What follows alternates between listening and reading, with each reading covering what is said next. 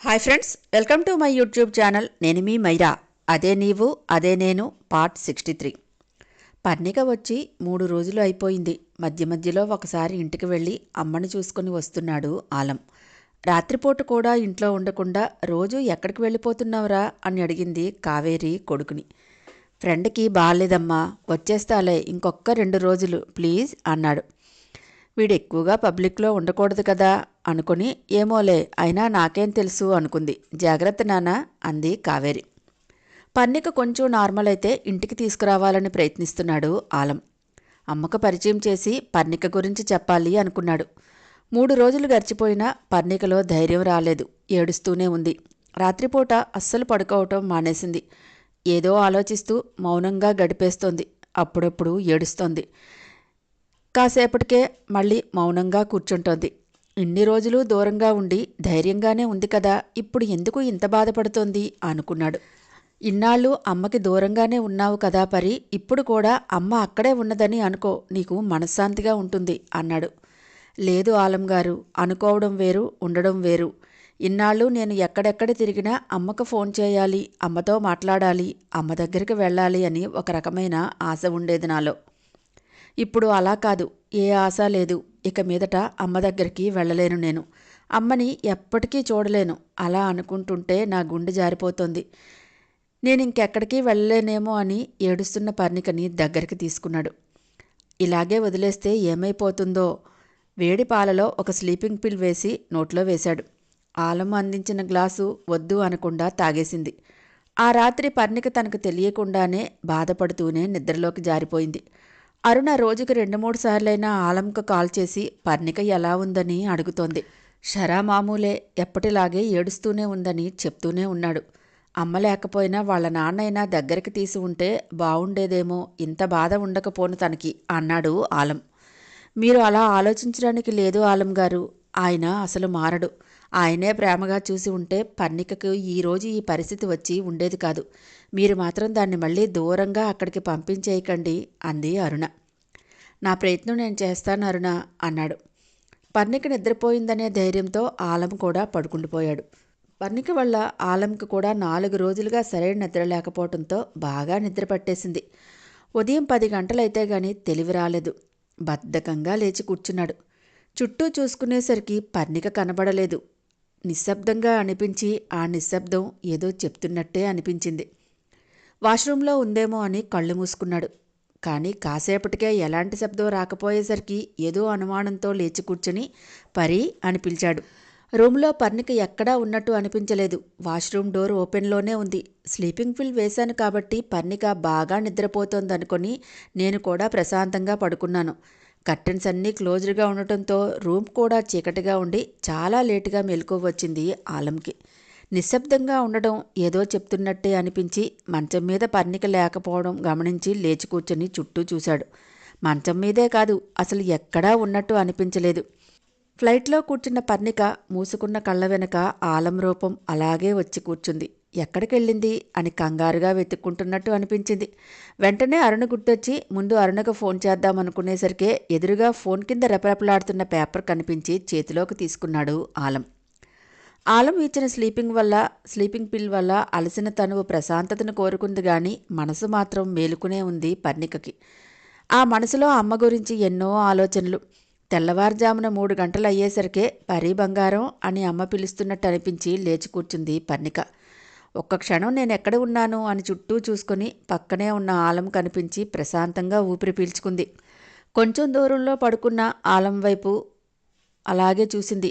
ఏంటిది, నేనెక్కడ ఉన్నాను, అసలు ఎక్కడికి వచ్చాను? ఒక్కరోజు అమ్మకి వీడిని అరక్షణం చూపించి తర్వాత తన దారి తనది, నా దారి నాది అనుకొని వెళ్ళిపోదామనుకున్నాను.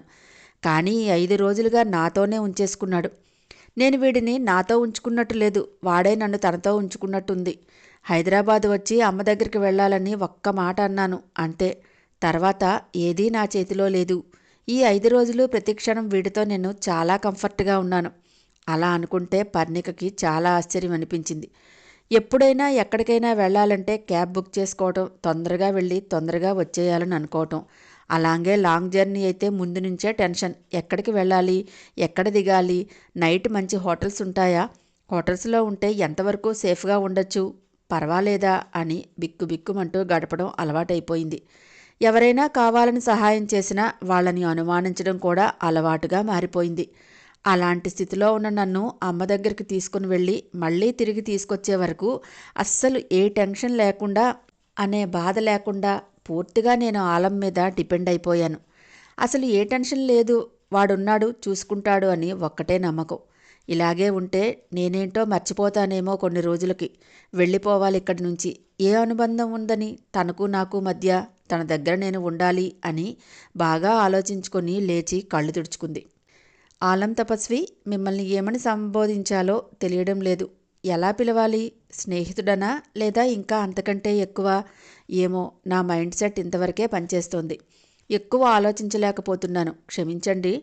అమ్మకి బాగాలేదు అనగానే అరుణ చెప్పిన విషయం విని ఒక్క క్షణం మిమ్మల్ని తీసుకెళ్ళి అమ్మ ముందు నించోపెడదాం, అమ్మకి తృప్తి కలిగిద్దామని అనుకున్నాను. కానీ మీ దగ్గరకు వచ్చిన దగ్గర నుంచి ఏదీ నా చేతిలో లేనట్టు ఏదేదో జరిగిపోయింది. ఎందులోని నా బాధ్యత లేదు, దేనిలోనూ నిన్న పార్టిసిపేషన్ కూడా లేదు. మీ దగ్గరికి మీకోసం వచ్చాను, అదొక్కటే నాకు గుర్తుంది. తిరిగి ఇప్పుడు మళ్ళీ వెళ్ళిపోవడమే గుర్తుకొస్తోంది. ఈ మధ్యలో ఉన్న కాలమంతా మీ ఆలోచనలు మీ చేతల్లో మీ చేతుల్లోనే నడిచాను. నాకంటూ వేరే ఆలోచన రాలేదు.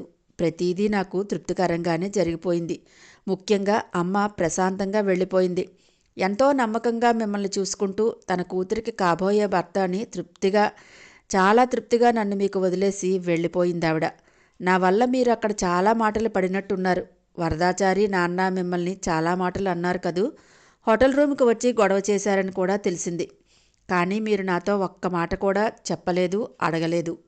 మీరు చాలా బాగా మేనేజ్ చేసుకోగలరని నాకు తెలుసు.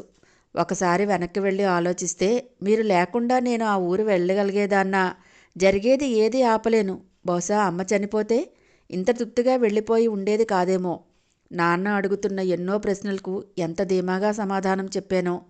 నా కళ్ళెదురుగుండానే అమ్మ వెళ్ళిపోతుంటే తిరిగి మళ్ళీ ఇంత దూరం రాలేకపోయేదాన్నేమో. ఇవన్నీ మీరు లేకుండా అని ఆలోచించుకుంటే అసలు ఆలోచన ముందుకు వెళ్ళడం లేదు.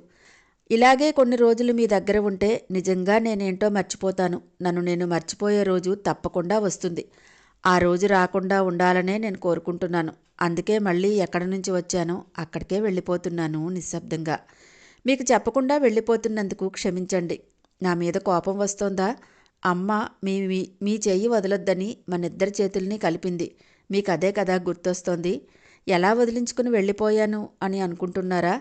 క్షమించండి. నా మనసు దేని మీదకి పోవటం లేదు. ఏ ఆలోచనలు అందడం లేదు. ప్రస్తుతానికి ఇంతే. ఎక్కువగా ఆలోచించడం లేదు. ఏమని సమాధానం చెప్పాలో కూడా తెలియదు. అమ్మకి ఆనందం కలిగించడానికి ఆ క్షణం అలా జరిగిపోయింది అంతే. ఇప్పటికీ ఇంతే ఆలోచించగలను. ఫ్యూచర్లో మళ్ళీ మనిద్దరం కలుస్తామో లేదో కూడా నాకు తెలియదు. మనస్ఫూర్తిగా క్షమించమని మాత్రం అడుగుతున్నాను. అసలు ఈ మాట నేను హైదరాబాద్ వచ్చిన మొదటి రోజే మిమ్మల్ని అడగాలని అనుకున్నాను. అడగలేకపోయాను. ఎందుకో తెలుసా? మిమ్మల్ని సాయంగా నాతో అమ్మ ముందు నిలబెట్టాలని తీసుకువెళ్తూ గతంలో నేను మిమ్మల్ని అపార్థం చేసుకున్నందుకు సారీ చెప్తే నా అవసరం కోసం మిమ్మల్ని వాడుకుంటున్నానని మీరు అనుకుంటున్నారేమో అనిపించింది. అందుకే అప్పుడు సారీ చెప్పలేదు. ఇప్పుడు మాత్రం మనస్ఫూర్తిగా అడుగుతున్నాను. నేను చేసిన తప్పులకి మిమ్మల్ని అపార్థం చేసుకున్నందుకు, మిమ్మల్ని ఇబ్బంది పెట్టినందుకు క్షమించండి. మీరు చేసిన సాయానికి చాలా థ్యాంక్స్. ఇది కూడా థ్యాంక్స్ అనే ఒక మాటతో పోయేది కాదు. మీరు లేకుండా ఏ ప్రయత్నం చేసినా అమ్మని అంత తృప్తిగా నేను సాగనంపలేకపోయేదాన్ని. ఆవిడ చివరి నిమిషంలో ఆనందంగానే వెళ్ళిపోయింది అనుకుంటున్నాను. అలా వెళ్ళిపోయింది అంటే అది మీ వల్లే. ఇంకొకటి కూడా, అమ్మ తృప్తిగా వెళ్ళిపోయిందని ఆనందంగానూ ఉంది. అమ్మ లేదు అనుకున్నందుకు బాధగానూ ఉంది. నా జీవితంలోని ఎప్పటికీ మర్చిపోలేని వాళ్ళలో మీరూ ఒకరు. గొడవపడి ఆ ఇంట్లో నుంచి నన్ను బయటకు తీసుకొచ్చి నాకంటూ ఒక దారి చూపించిన మావయ్య ఎప్పుడూ నాకు గుర్తే. ఇంటికి దూరమైనా ఎప్పటికీ నన్ను మర్చిపోలేని అమ్మ ఎప్పుడూ నాతోనే ఉన్నట్టు అనిపిస్తుంది. కన్న తండ్రి కూడా నన్ను ద్వేషించడమే పనిగా పెట్టుకున్న నాన్నను కూడా నేను ఎప్పుడూ మర్చిపోలేదు. స్నేహితురాలుగా అరుణని, వీళ్ళందరి పరిచయం ఎప్పుడూ నాకు ఏదో ఒకటి నేర్పిస్తూనే ఉంటుంది. ఇప్పుడు వీళ్ళందరికంటే ఇంకా ఎక్కువగా ఒక మెట్టు పైన మీరే ముందున్నారు. ఎక్కువగా థ్యాంక్స్ చెప్పి మీరు చేసిన సాయాన్ని చిన్నది చేయలేను. మీరు మాత్రం వీళ్ళందరిలో someone special for me.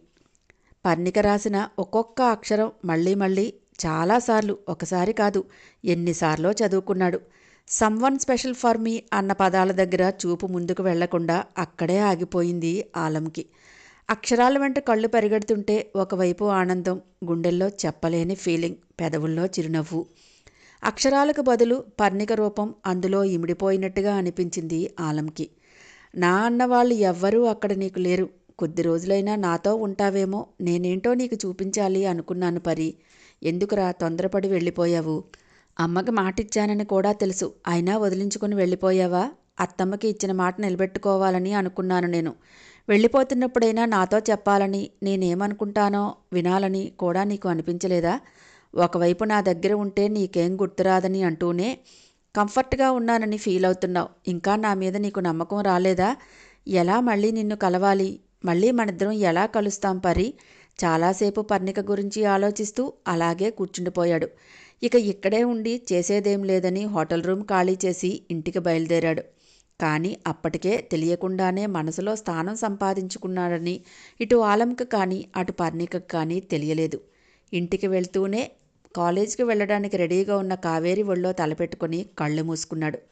Hi friends, నా ఛానల్ నచ్చితే గనక లైక్ చేయడం, షేర్ చేయడం, సబ్స్క్రైబ్ చేసుకోవటం మర్చిపోకండి. పక్కనే ఉన్న బెల్ ఐకాన్ని ప్రెస్ చేయండి. నెక్స్ట్ అప్డేట్ కోసం వెయిట్ చేస్తూ ఉండండి.